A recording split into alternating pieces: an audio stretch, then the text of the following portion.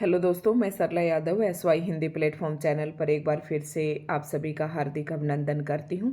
और आज की इस वीडियो लेक्चर में हम पढ़ेंगे प्रमुख आधुनिक आर्य भाषाओं की विशेषताएं। तो दोस्तों, आज की जो वीडियो है ये HPSC असिस्टेंट प्रोफेसर वालों के लिए स्पेशल पढ़ाई जा रही है और ये नेट वालों के लिए भी इम्पोर्टेंट है क्योंकि HPSC का जो सिलेबस है वही same to same UGC NET का है। और PGT एस्टेट वालों के लिए भी वीडियो महत्वपूर्ण रहने वाली है क्योंकि भाषा का चैप्टर इनके सिलेबस में भी दिया गया है। और आज हमारी HPSC असिस्टेंट प्रोफेसर के सिलेबस के अकॉर्डिंग आज हमारी क्लास नंबर 10 रहने वाली है। दोस्तों, अभी तक की जो मैंने 10 वीडियोस अपलोड की हैं, अगर आप सारी देखना चाहते हैं तो HPSC असिस्टेंट प्रोफेसर 2024 पाठ्यक्रम के अनुसार इस नाम से आपको प्लेलिस्ट मिल जाएगी। तो उसमें जितना भी मैंने अभी तक असिस्टेंट प्रोफेसर के लिए पढ़ाया है, जब से असिस्टेंट प्रोफेसर का सिलेबस दिया गया था, तो दोस्तों यूनिट नंबर 5 और यूनिट नंबर 6 हमारी लगभग कंप्लीट हैं। यूनिट नंबर 10 भी मैंने कंप्लीट करवा रखी है, जैसे कि अन्य गद्य विधाएं वगैरह जो भी हैं। और यूनिट नंबर 1 हम पढ़ रहे हैं। और बीच में जो यूनिट बसते हैं हिंदी साहित्य की, जैसे कि आदिकाल, भक्तिकाल, रीतिकाल, आधुनिक काल, ये सरस्वती पांडे वाली बुक के अकॉर्डिंग मैंने सारी कंप्लीट करवा रखी हैं। तो दोस्तों, मेरी तरफ से लगभग सा सिलेबस जो है हमारे चैनल पर कंप्लीट है, तो आप वहाँ से देख सकते हैं। सभी की मैंने प्लेलिस्ट बना रखी है, नहीं मिलती हैं तो आप कमेंट करें, मैं लिंक शेयर कर दूँगी। तो जैसे कि यूनिट नंबर 1 हमने शुरू की और उसका नाम है भाषा, हिंदी भाषा और उसका विकास। तो हिंदी भाषा और विकास के आधार पर हम अभी 10 वीडियो अपलोड कर चुके हैं, आज 10वीं वीडियो है। और अब हम पढ़ रहे हैं फिलहाल, जैसे कि हमारी भारतीय भाषाएं थी, इन्हें आर्य भाषाओं को 3 चरणों में विभाजित किया गया था: प्राचीन आर्य भाषाएं, मध्यकालीन आर्य भाषाएं और आधुनिक आर्य भाषाएं। तो कल के वीडियो लेक्चर में हमने आधुनिक आर्य भाषाओं का वर्गीकरण किस विद्वान ने किस प्रकार से किया है, हमने ये पढ़ा था। और आज हम पढ़ेंगे जो प्रमुख आधुनिक आर्य भाषाएं हैं उनकी विशेषताएं क्या है। वहाँ से प्रश्न आपका बन सकता है। तो आज जो है ना, ये वीडियो में इतना कुछ समझाने का नहीं है, लेकिन जो कंटेंट इसके अंदर है ना, यहाँ से प्रश्न जरूर बन सकता है। तो इसे हम जल्दी जल्दी पढ़ लेते हैं। तो आधुनिक आर्य भाषाओं के अंदर सबसे पहले आती है लहंदा। और लहंदा जैसे कि वर्गीकरण आपने पढ़ा होगा, तो लहंदा जैसे कि ये रहा सिंधी लहंदा और पंजाबी, ये सुनीति कुमार चटर्जी के अनुसार है, उदीच्य वर्ग के अंदर आता है। तो इस प्रकार से हमने सभी का वर्गीकरण पढ़ा था। तो लगभग जो ये आप भाषाएं देख रहे हैं, आधुनिक आर्य भाषाओं के अंदर यही भाषाएं आती है। और अब एक एक करके हम इन आर्य भाषाओं की विशेषताएं देखेंगे। ठीक है, तो यहाँ से आप जल्दी जल्दी नोट डाउन करते जाएं, अपने पेन कॉपी निकाल ले। और मैं उम्मीद भी करती हूँ कि आप साथ साथ अपने नोट्स भी बना रहे होंगे। तो लहंदा जो है ना, इसका अन्य नाम क्या है? हिंदकी, जटकी, मुल्तानी, चिंबाली, चिभाली और पोठवारी। तो ये इसके नाम हैं। जहाँ पर आपको लहंदा लिखा मिले या फिर लहंदा की जगह पर ये नाम आपको देखने को मिले, तो आपको समझ जाना है कि ये लहंदा भाषा की ही बात हो रही है। और लहंदा भाषा कौन सी भाषाओं के अंदर आती है? आधुनिक आर्य भाषाओं के अंदर आती है। जैसे कि हमने प्राचीन आर्य भाषाएं पढ़ी, तो उसके अंदर हमने वैदिक भाषा और लौकिक भाषा पढ़ी थी। फिर हमने मध्यकालीन आर्य भाषाएं पढ़ी, तो मध्यकालीन आर्य भाषाओं के अंदर हमने पाली, प्राकृत, अपभ्रंश, अवट को पढ़ा था। और अब हम पढ़ रहे हैं आधुनिक आर्य भाषाएं। तो आधुनिक आर्य भाषाओं को सबसे पहले हमने वर्गीकरण पढ़ा है सभी विद्वानों के अनुसार, और अब पढ़ रहे हैं विशेषताएं। तो पीछे की वीडियो से मैंने आपको कनेक्ट कर दिया है। इसकी लिपि क्या है? लहंदा जो आर्य भाषा है उसके हमने अन्य नाम पढ़े, किसी इस नाम से भी इन्हें पुकारा जाता है। तो अब बात आती है कि इसकी लिपि क्या है। तो इसकी लिपि है लंडा, यानी कि शारदा लिपि की एक उपशाखा है ये। तो इसको आपको ऐसे के ऐसे याद रखना है, क्योंकि आपसे पूछे कि लहंदा भाषा आर्य भाषा की लिपि क्या है, तो आपको सेम ही बतानी होगी। और लहंदा का शाब्दिक अर्थ है पश्चिमी होता है। ठीक है, तो लहंदा का यानी कि पश्चिमी की जो भाषाएं हैं ना, उन्हें यहाँ पर लहंदा बोल दिया। तो लहंदा का शाब्दिक अर्थ है पश्चिमी। और ये कुछ महत्वपूर्ण पॉइंट्स हैं। ऐसे ही हम पंजाबी पढ़ेंगे, तो पंजाबी भी आधुनिक आर्य भाषाओं के अंदर आती है। और पंजाबी ये पैशाची अपभ्रंश से विकसित हुई है। ध्यान रखना आपको, ये अपभ्रंश के कौन से भाग से विकसित हुई है? तो ये पैशाची से हुई है। इसकी लिपि लंडा थी, जिसमें सुधार कर गुरु अंगद ने गुरुमुखी लिपि बनाई। अब आपको जैसे कि पता है कि पंजाबी हिंदी की लिपि देवनागरी है, तो पंजाबी की लिपि गुरुमुखी मानी जाती है, लेकिन इससे पहले गुरुमुखी से पहले इसकी लंडा लिपि थी, उसमें सुधार करके अंगद नाम ने और गुरुमुखी लिपि इसकी बनाई। ठीक है, तो पॉइंट जो मेन है, ये बात इम्पोर्टेंट है कि पंजाबी आर्य भाषा जो है उसके अपभ्रंश के किस भाग से इसकी विकास हुआ, तो आपको बताना है पैसाची अपभ्रंश से विकसित हुई है। इसमें आज भी अनेक प्राकृत शब्दों का प्रयोग होता है, जैसे एक, संत, हठ, गड्डी और ऐसे ही बोलते हैं, जैसा कि आपने देखा होगा। तो ये जो शब्द है ना, ये प्राकृत के जैसे हैं। प्राकृत शब्दों का प्रयोग आज भी किसमें होता है? पंजाबी भाषा के अंदर होता है। इसलिए कई विद्वान पंजाबी को सबसे प्राचीन आधुनिक आर्य भाषा भी मानते हैं। पंजाबी अपने परिनिष्ठित रूप में अमृतसर के पास माझा इलाके में बोली जाती है। और तो ये तो आपको पता ही है कि पंजाबी भाषा है तो पंजाब में ही बोली जाती होगी, और पंजाब में इसका जो परिनिष्ठित मतलब शुद्ध रूप जो है वो अमृतसर के आसपास माझा इलाके में इसका शुद्ध रूप बोलने को आपको मिल सकता है।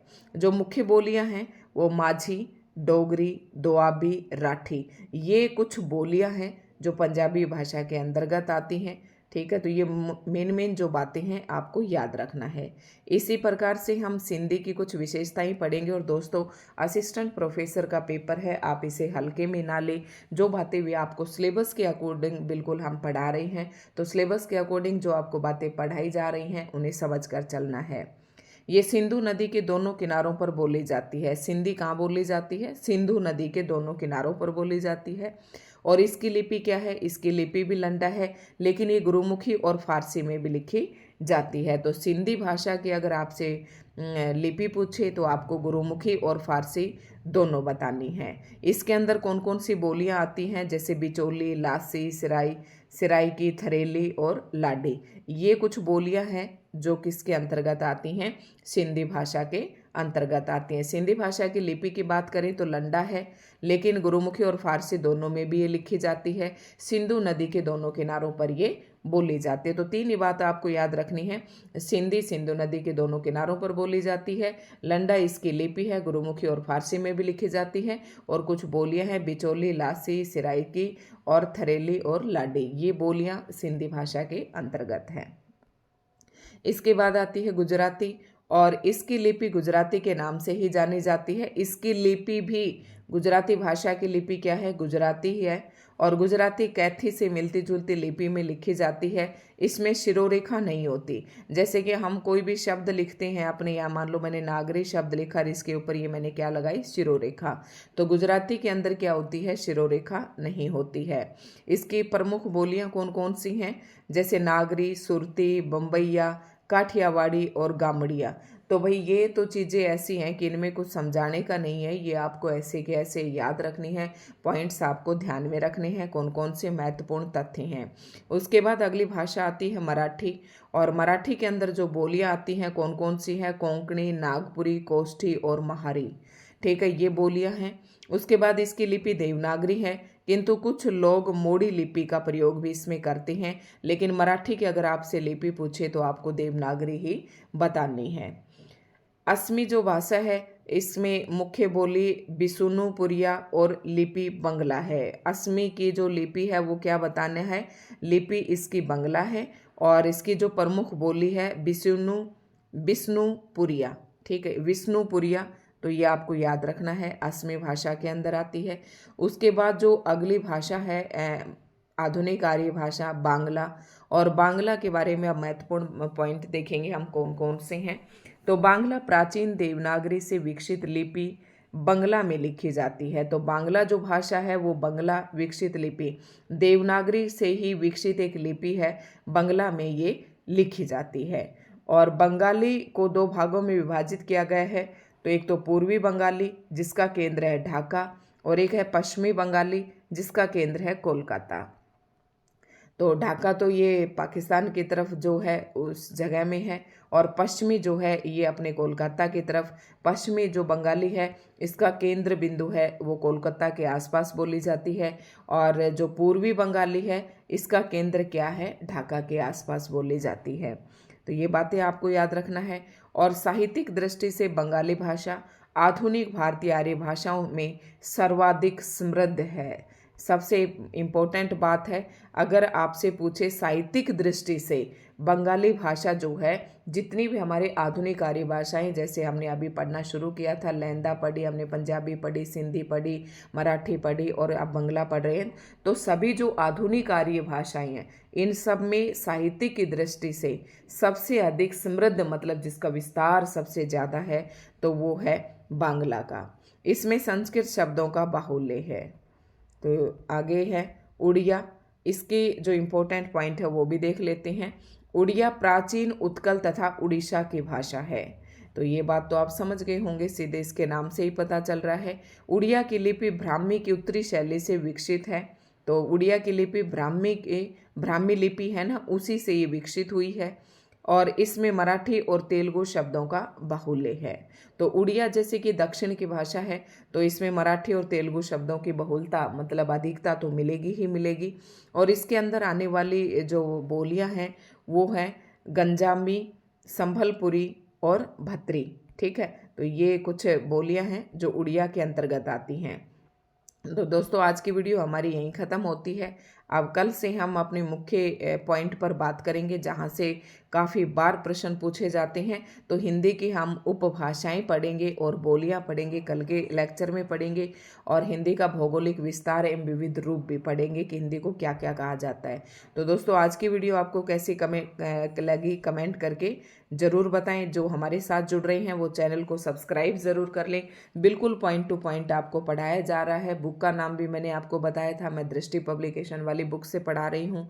तो जो भी है हमारे साथ तैयारी करना चाहते हैं आप उस किताब को खरीद लें, ताकि यहाँ से आप वीडियो देखें और तुरंत अपनी बुक से एक बार नोट डाउन कर ले चीज़ों को जो मेन है, और या नहीं भी करना चाहे तो आप वहाँ से भी रिवाइज कर सकते हैं। तो दोस्तों ज़रूर बताएं वीडियो आपको कैसी लगी, और किसी भी प्रकार का अगर आपको डाउट है तो SY हिंदी प्लेटफॉर्म के नाम से मेरा टेलीग्राम चैनल है, आप इसे सर्च करके ज्वाइन कर लें। और टेलीग्राम पर ही मैंने ग्रुप बना रखा है SY हिंदी प्लेटफॉर्म ग्रुप के नाम से। उसका लिंक अगर आपको चाहिए तो आप मेरे पास कमेंट कर दें, मैं लिंक शेयर कर दूँगी, क्योंकि उस ग्रुप में मैंने कमेंट ओपन कर रखे हैं। आप लोग अपनी क्वेरी रख सकते हैं, अपने कमेंट भी रख सकते हैं। तो धन्यवाद दोस्तों।